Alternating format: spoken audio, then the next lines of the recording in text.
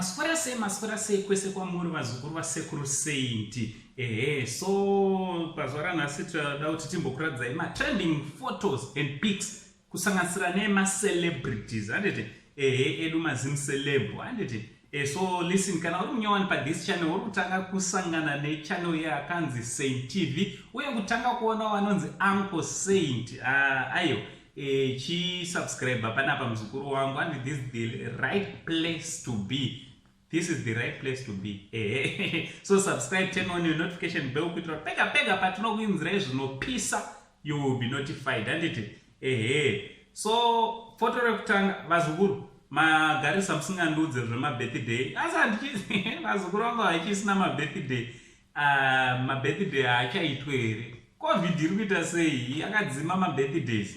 Aiwa, tiudzei tinge tiri tinozviisa panapa tichicelebrata nemi. First uyo kwai kudikwe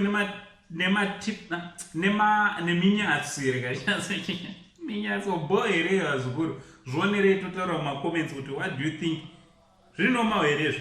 Winky D akamira namumzi wake. Aiwa, Winky D ndomubiga panyaya yekugona kurarama a private life despite the fact that he is a celebrity. Aiwa, ndo one chibaba chinowandisa life yacho. Big up Winky D. Chibva ipapo avo mom to be amenopa baby shower mudhara wachona akabva ati ndini chibig baby. Zvonderei ayo mastreets esocial media.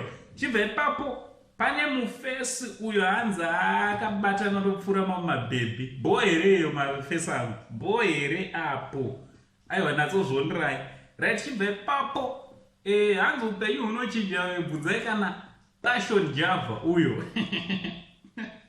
Ende munobvunza anonzi Mangwazi akaema kanziyo kacho upenyu unobva nekure. Uyo. Chibva ipapo vazukuru tazosangana nerimwe birthday remuchinda uyu, muchinda anonzi Beni. Izvi zviri panapa zvionera vazukuru, onai fast kuitira kuti mhanye mberi.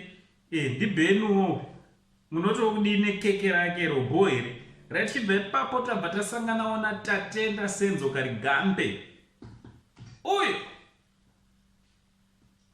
Natsokaona mufesi wachona ndebvu idzi. Ndo bebhu yayo kuSweden panga achiri Zimbabwe apa. Right, kuSweden ave bebhi. Ameno, ngataura nemumacomments kuti what do you think? Pari panhasi regai timbokumirira ipapo vazukuru. What do you think nemaphotos atauya nawo vazukuru? Ngataura nemumacomments kuti ari kupedza masports ndeani pamaphotos atinawo. A big shout out kune vazukuru vangu vese vanokomenta. Big shout out to you vazukuru. From Uncle Saint, the only Zimbabwean uncle. Pari zvino tobata tichi much love.